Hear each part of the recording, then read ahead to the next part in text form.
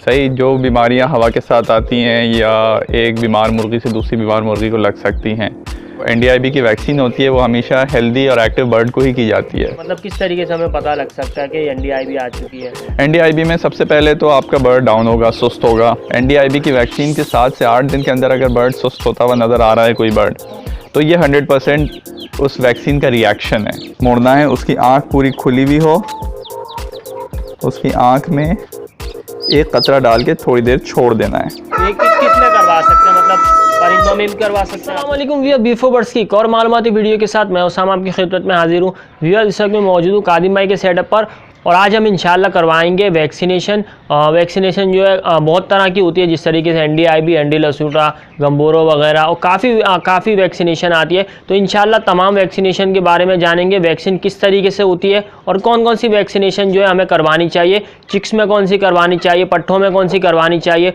और ब्रीडर में कौन सी करवानी चाहिए। इंशाल्लाह सारी बातें आज हम इस वीडियो में क्लियर करेंगे और भी बहुत से सवाल जो है इस वीडियो में इंशाल्लाह आएंगे। बस आपसे एक छोटी सी रिक्वेस्ट कि वीडियो को प्लीज़ एंड तक देखिएगा, वीडियो पसंद आए तो प्लीज़ लाइक ज़रूर कीजिएगा और अगर हमारा चैनल फर्स्ट टाइम देखें तो प्लीज़ सब्सक्राइब भी ज़रूर कीजिएगा। तो चलिए अब जो है कुछ बातों का आगाज़ करते हैं और जानते हैं किस तरीके से वैक्सीनेशन होती है। अस्सलाम वालेकुम। वालेकुम अस्सलाम। कैसे कादिम भाई, खैरियत? अल्लाह का शुक्र है। अच्छा कादिम भाई, ये बताएं वैक्सीनेशन कितनी तरह की होती है और कब कब करवाई जाती है? देखिए, वैक्सीनेशन तो बहुत तरह की होती हैं, ठीक है ना। वैक्सीनेशन वायरल डिजीज़ यानी कि वबाई बीमारियों के ख़िलाफ़ होती हैं। सही, जो बीमारियां हवा के साथ आती हैं या एक बीमार मुर्गी से दूसरी बीमार मुर्गी को लग सकती हैं। वैक्सीनेशन उन बीमारियों के ख़िलाफ़ ज़्यादा की जाती है जिनसे जो जानलेवा बीमारियां होती हैं, जिनकी वजह से मुर्गियां या चूज़े फ़ौरन मर जाते हैं या कुछ घंटों में या कुछ दिनों में मर जाते हैं। तो इस तरह की कई बीमारियां ऐसी होती हैं जिसमें सबसे जो मौलिक बीमारी है और जो सबसे ज़्यादा फ्लॉक को ख़राब करती है वो रानी खेत है, जिसको हम ND कहते हैं, न्यूकासल डिजीज़ कहते हैं। उसके अलावा भी ND की वैक्सीनेशन जो होती है, ND की वैक्सीन काफ़ी रेगुलर हमें करनी पड़ती है। तकरीबन आप समझें 1 महीने से लेके 2 महीने के बीच में आपको NDIB की वैक्सीनेशन रेगुलर करनी पड़ती है। और ख़ास तौर पे उस वक्त जब मौसम चेंज हो रहा होता है, जैसे सर्दी से गर्मी या गर्मी से सर्दी आ रही होती है, तो आपको NDIB की वैक्सीनेशन बहुत लाजमी करनी पड़ती है, क्योंकि इसमें ND का और यानी कि रानी खेत का ख़तरा बहुत ज़्यादा बढ़ जाता है। ND के साथ साथ एक सांस की बीमारी भी आती है जो आपस में जिनके सिम्टम्स बहुत मिलते जुलते हैं, जिसको IB कहते हैं, इन्फेक्शियस ब्रोंकाइटिस। तो NDIB यानी कि ये 2 अलग अलग बीमारियाँ हैं, रानी खेत और IB। इसकी वैक्सीन अमूमन एक साथ ही होती है। आप मार्केट से लेने जाएंगे, आपको NDIB की वैक्सीन बहुत आराम से मिल जाएगी। तरह तरह के ब्रांड्स मिल जाएंगे, लोकल मिल जाएंगे, इम्पोर्टेड मिल जाएंगे। तो NDIB बहुत कॉमन है, बीमारी है जो हर तरह के फ्लॉक को, बड़े से बड़े, छोटे से छोटे फ्लॉक को असर कर सकती है, चूज़ों मुर्गियों की जान ले सकती है। उसके अलावा वैक्सीन आप गम्बोरों की करते हैं और फाउल पॉक्स यानी कि चेचक की बीमारी, इसकी वैक्सीन करते हैं। बहुत तरह की वैक्सीन होती हैं जो आप करते हैं, लेकिन चूँकि एक फैंसी फ्लॉक में, फैंसी पोल्ट्री में, जिसमें आपके पास कम मुर्गियाँ या कम चूज़े होते हैं, तो कुछ बेसिक वैक्सीन होती हैं जैसे कि NDIB हो गई, फाउल पॉक्स हो गई। सिर्फ यही वैक्सीन हम अपने बर्ड्स को करते हैं। क्योंकि आपके पास बड़ी तादाद में मुर्गियां नहीं होती हैं, छोटी तादाद में होते हैं, छोटे चिक्स होते हैं। तो चिक्स को 30 से लेके हर 45 दिन के बाद हम NDIB की वैक्सीनेशन करते हैं। और लाइफ में एक मरतबा जब चूज़ा 30 दिन से लेके 45 दिन का हो जाता है तो हम फाउल पॉक्स यानी कि चेचक के दानों की वैक्सीन करते हैं उसको। फाउल पॉक्स की जो वैक्सीन होती है वो लाइफ में एक दफ़ा की जाती है। अच्छा। उसके बाद ज़रूरत नहीं होती है उसको करने की।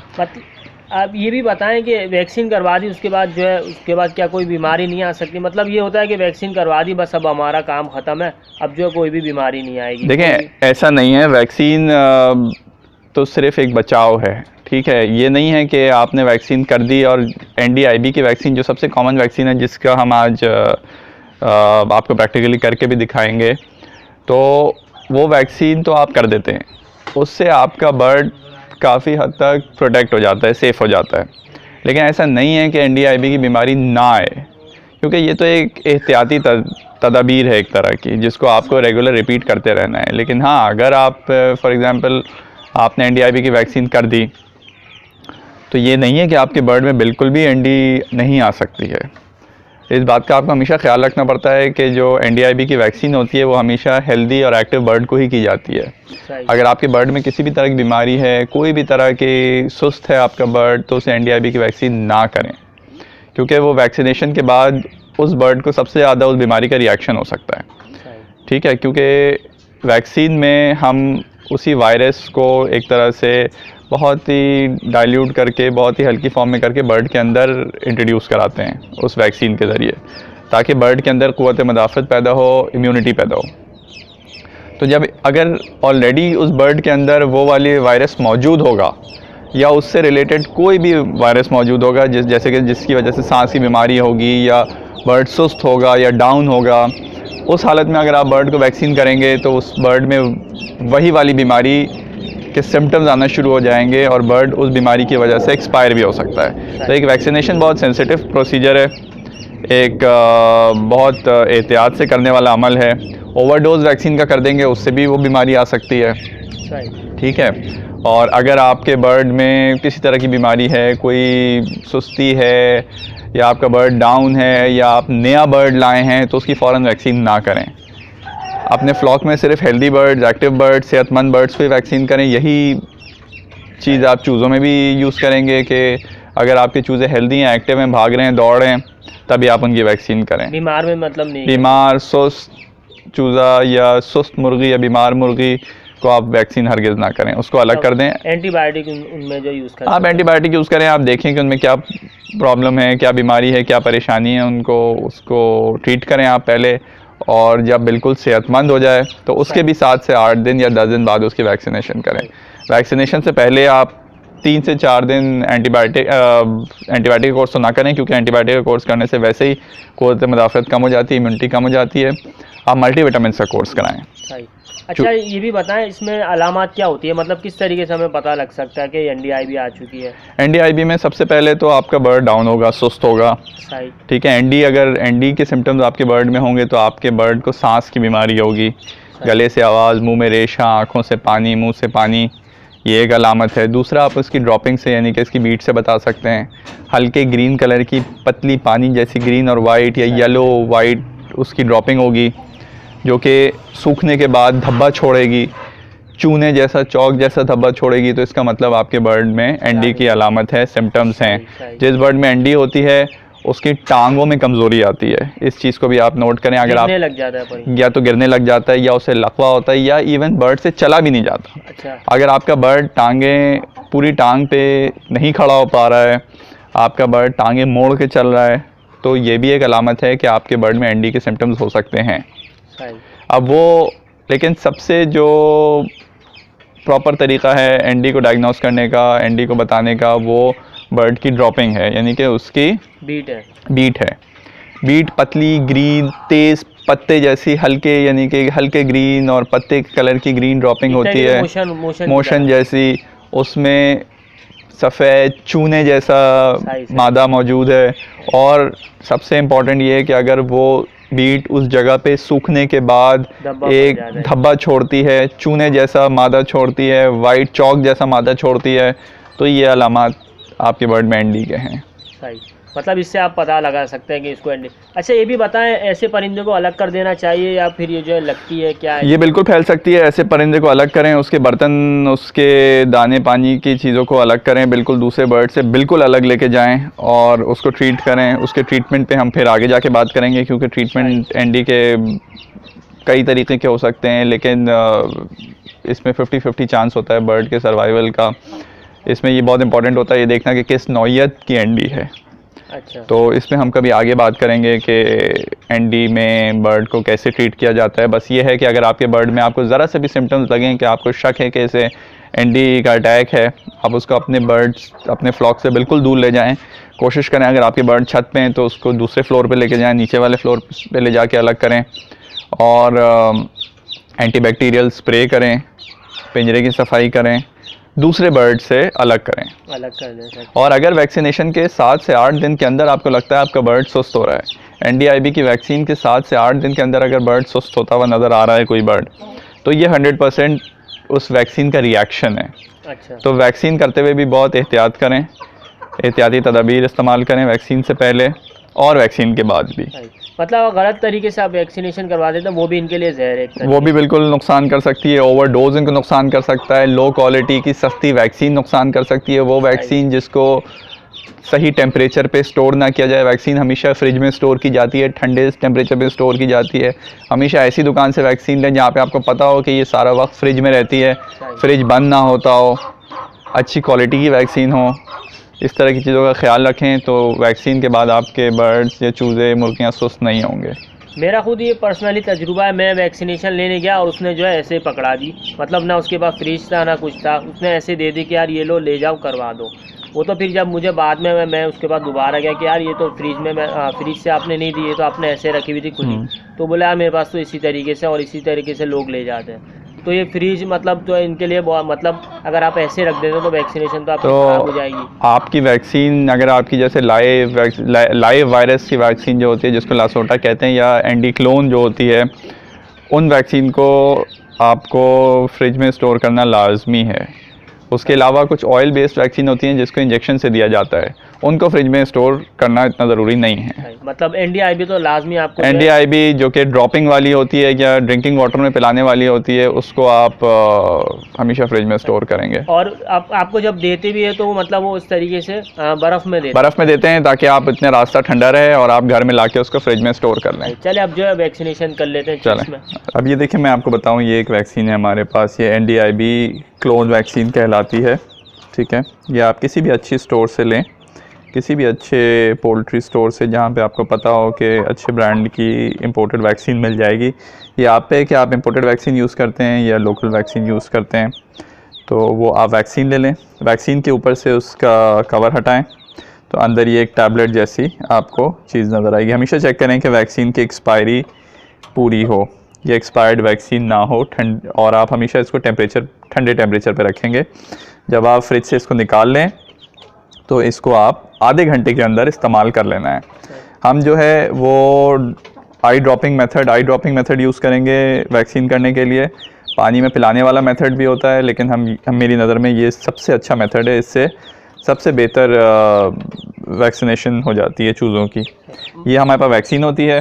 उसके अलावा आपको लेना है ये इसका डाइल्यूटेंट, इसमें ये इसको डाइल्यूट किया जाता है। अच्छा, एक और बात इंपॉर्टेंट बात ये है कि आप 1000 डोजेज़ वाली वैक्सीन लेंगे।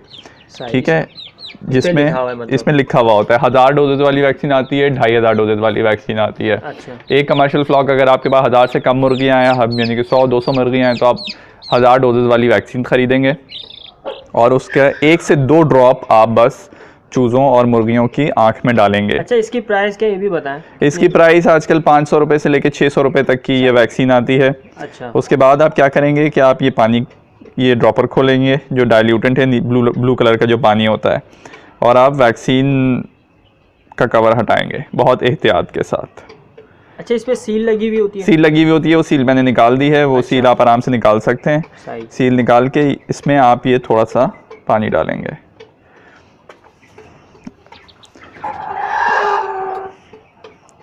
पानी डालने के बाद इसको वैक्सीन का वापस बंद करेंगे। हमेशा अपने पास टिश्यू या कुछ रखें, क्योंकि अगर वैक्सीन गिर जाए, बनने के बाद वैक्सीन गिरती है तो आप उसको फ़ौरन साफ़ कीजिए उस जगह को। आपने इसमें ये थोड़ा सा पानी डाला, ब्लू कलर का पानी जो डाइल्यूटेंट है, उसके बाद आप इसको अच्छी तरह हिलाएंगे। इसके अंदर जो टैबलेट है वो बिल्कुल घुल जाएगी, जो पाउडर है टैबलेट फॉर्म में वो बिल्कुल घुल जाएगा। उसके बाद आप बहुत एहतियात के साथ इसको दोबारा खोलेंगे और इस वैक्सीन को, इस पानी में बनी हुई वैक्सीन को इस पानी में डाल देंगे।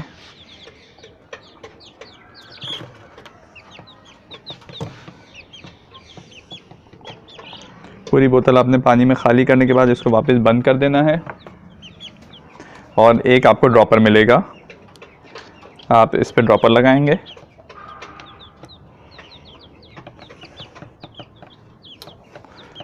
आप इस पर कैप लगा के इस बात का ख्याल रखना है कि ये बोतल ठंडी रहेगी। ये अभी भी ये पानी ठंडा होगा, किसी भी वक्त ये पानी गर्म नहीं होगा। तो आधे फ्रिज में ये भी रखनी होती है, सब चीज़ें फ्रिज में रखनी होती हैं।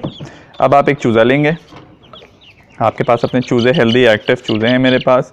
आप ये 2 से 3 दिन के चूज़ों को भी वैक्सीन कर सकते हैं। आपने बहुत एहतियात के साथ चूज़े को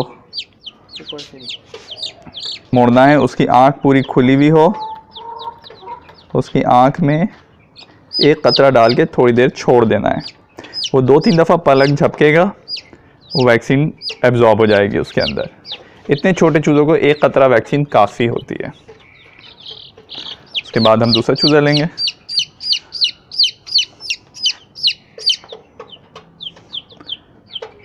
इसने भी पूरी आंखें खुली हुई हैं। इसकी आंख में हम एक कतरा ड्रॉप डालेंगे, एक ड्रॉप डालेंगे। खुद ही चूज़ा थोड़ी देर में वो एब्जॉर्ब हो जाएगा ड्रॉप, और बिल्कुल बाहर नहीं गिरेगा। ये देखें, आपने चूज़ा वापस छोड़ देना है। इसी तरह से ये देखें, चूज़े की आंख पूरी खुली हुई हो, चूज़ा आपने थोड़ा सा टेढ़ा किया, आंख में एहतियात के साथ एक कतरा डाल के थोड़ी देर छोड़ेंगे, वो जज्ब हो जाएगा, बिल्कुल एब्जॉर्ब हो जाएगा, पता भी नहीं चलेगा। आँखों में, छोटे चूज़ों की आंखों में डालने का सबसे बड़ा फ़ायदा ये होता है कि सबसे बेहतर तरीके से ये वैक्सीन आँखों के ज़रिए जज्ब हो जाती है। अगर चूज़ा आँख नहीं खोल रहा है तो आप हल्की सी उसकी आँख के नीचे से उसको खींचें और ये एक कतरा डाल दें, थोड़ी देर छोड़ेंगे, अंदर से जज्ब हो जाएगा। अच्छा, यही वैक्सीनेशन ब्रीडर में भी कर सकते हैं? ऐसे ही बिल्कुल यही तरीक़ेकार है ब्रीडर में वैक्सीन करने का। मैं भी आपको बड़े पट्टों में दिखाता हूँ कि मैं कैसे करता हूँ वैक्सीन। अच्छा। तो ये इस चीज़ का ख्याल रखें, चूज़े की आंख पूरी खुली हो, चूज़े की आंख साफ़ सुथरी हो, चूज़ा एक्टिव हो। अगर तो चूज़े की आंख में कचरा है, गंदगी है, तो उसको वैक्सीनेट ना करें। उसकी आंख साफ़ करके उसको अलग रखें। उसको इस टाइम पे वैक्सीनेट ना करें, बाद में वैक्सीन करें उसकी।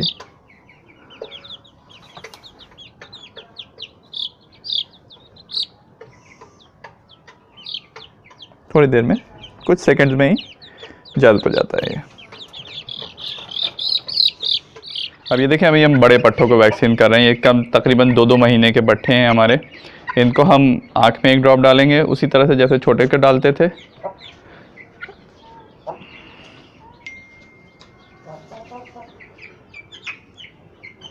एब्जॉर्ब हो जाएगा, जज्ब हो जाएगा, तो हम इसको छोड़ देंगे और एक कतरा इनके मुंह में भी डालेंगे। अच्छा, कितने बड़े बच्चों को मतलब इस तरीके से 2 ड्रॉप डालना है? 1 महीने से बड़े बच्चों को आप 2 ड्रॉप डालेंगे। अच्छा। और जो छोटे हैं उनमें उनकी आंखों में 1 ड्रॉप डालेंगे। 1 महीने से जो बड़े बच्चे हैं उनकी आंखों में भी 1 कतरा और मुंह में 1 कतरा डलेगा। अच्छा, किसी भी आंख में डाल सकते हैं? किसी भी आंख में डाल सकते हैं। बस इस चीज़ का ख्याल करें कि आंखें खुली हों और साफ़ सुथरी हों, आँख में कोई कचरा ना हो।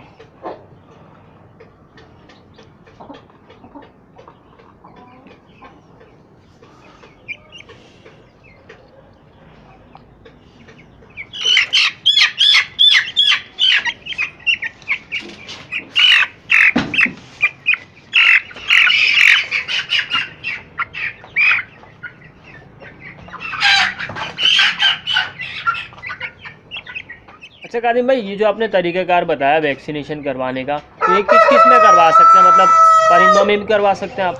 देखिए, ये NDIB की जो वैक्सीन होती है, रानीखेत की वैक्सीन, रानीखेत सिर्फ पोल्ट्री में ये बीमारी आती है।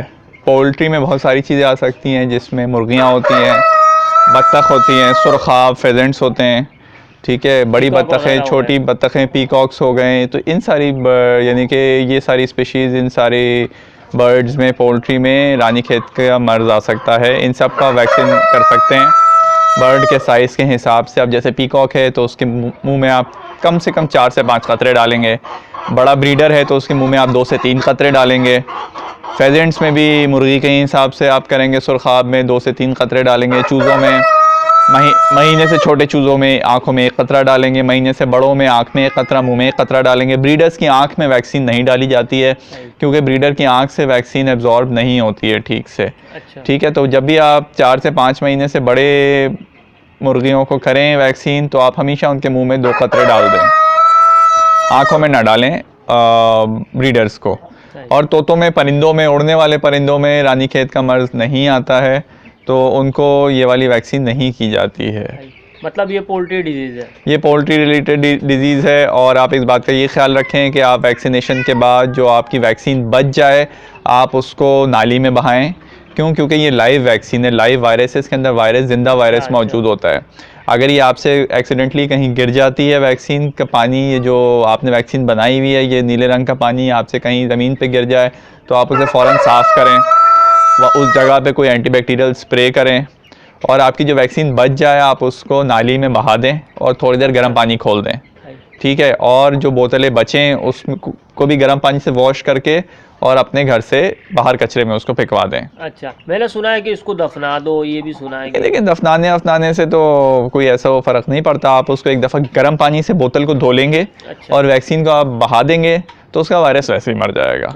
तो एक दफ़ा बोतल जब गर्म पानी से धुल जाएगी, दोनों बोतलें, जो छोटी वैक्सीन की बोतल थी और जो डाइल्यूटेड लिक्विड था, आप उन दोनों को गर्म पानी से अच्छे से धो लेंगे। सिर्फ आप खंगाल लें गर्म पानी डाल के उसमें, तो उसके अंदर का वायरस, उसके जो बाक़ियात हैं वो ज़ाया हो जाएंगे।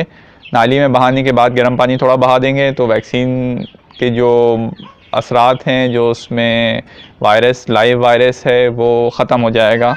उसके बाद आप बोतल फेंक दें। अच्छा, ये भी बताएं एनडीआईवी की ज़रूरत ज़्यादा कब पड़ती है? गर्मियों में ज़्यादा ज़रूरत पड़ती है? एनडीआईवी की ज़रूरत ज़्यादा सर्दियों में पड़ती है। गर्मियों में ये वायरस बहुत ज़्यादा सर्वाइव नहीं करता, लेकिन ऐसा नहीं है कि नहीं आता। एक अफेक्टेड बर्ड से जिसमें एनडी हो, उससे दूसरे बर्ड्स को ये लग सकता है वायरस। सर्दियों में ये वायरस ज़्यादा सर्वाइव करता है, हवा के साथ आता है। खुश्क हवाएं जब चलती हैं तो एनडी का वायरस आने के चांसेस बढ़ जाते हैं। और ख़ास तौर पे जब मौसम चेंज हो रहा होता है, यानी कि गर्मी से सर्दी आ रही होती है या सर्दी से गर्मी आ रही होती है, तो उस वक्त ये वायरस बहुत ज़्यादा ख़तरनाक होता है, असरअंदाज हो जाता है। एक चीज़ और बताता चलूँ, मार्केट से आपको बहुत बआसानी ये लाइसोवेट सिरप या कोई भी बी कॉम्प्लेक्स सिरप मिल जाएगा। आप वैक्सीन करने से 3 दिन पहले अपने बर्ड्स को, चूज़ों को 5 ml 1 लीटर के हिसाब से और ब्रीडर्स को 10 ml 1 लीटर के हिसाब से पानी में 3 दिन वैक्सीन से पहले और 3 दिन वैक्सीन के बाद ये ज़रूर पानी में मिला के पिलाएँ। इससे ये बी कॉम्प्लेक्स है, इससे बर्ड की क़ुव्वत मुदाफ़त में फ़ायदा होगा, ताकत मिलेगी। और वैक्सीनेशन के बाद जो अगर बर्ड स्ट्रेस में आता है, बर्ड को कोई परेशानी होती है, तो बर्ड उसमें ये बहुत हेल्प करेगा, ये बहुत फ़ायदा देगा। तो कम से कम 2 से 3 दिन वैक्सीनेशन से पहले और 2 से 3 दिन वैक्सीनेशन के बाद पानी में एक टाइम ज़रूर ये मिला के पिलाएँ। अच्छा, अगर ये नहीं मिलता लाइसोवेट बिल्फर, अगर ये नहीं मिल रहा तो कौन सा मार्केट से, आम मेडिकल स्टोर से आप कोई भी B complex syrup, B complex जैसे कि लाइसोवेट हो गया, और आपका एक और ब्रांड मेरे दिमाग में जो है वो लेडरप्लेक्स है, वाइडेलिन है। वाइडेलिन में भी बहुत सारी वैरायटीज़ आती हैं। आप एक सिंपल अच्छी क्वालिटी का बी कॉम्प्लेक्स सिरप आपको मार्केट में 70 रुपये से लेकर 100 रुपये तक की एक बोतल मिल जाएगी। आप 5 ml पर लीटर के हिसाब से, पर लीटर वाटर के हिसाब से ये बड़े बर्ड्स को पिलाएं और चूज़ों को पिलाएं 5 ml पर लीटर वाटर के हिसाब से, और 10 ml पर लीटर ऑफ वाटर के हिसाब से, यानी कि 1 लीटर पानी में 10 ml 10 मिलीलीटर पानी में मिला के ब्रीडर्स को दें। वो ख़ुद पियेंगे ये पानी, और वैक्सीन से पहले, वैक्सीन के बाद 2 से 3 दिन ज़रूर ये पिलाएं। चलो ठीक है कादिम भाई, आपने जो पूरा तरीक़ेकार बताया। अब इंशाल्लाह जब नेक्स्ट जो हमारा विजिट होगा, इंशाल्लाह कोई और वैक्सीनेशन करवाएंगे, वो भी पूरा तरीक़ेकार बताएंगे। उसमें इंशाल्लाह हम चेचक की वैक्सीन जो कि फाउल पॉक्स कहलाती है, वो इससे थोड़ी टेक्निकल होती है, उसके बारे में बात करेंगे। चलें ठीक है कादिम भाई, बड़ी मेहरबानी। Thank you. अल्लाह हाफिज़।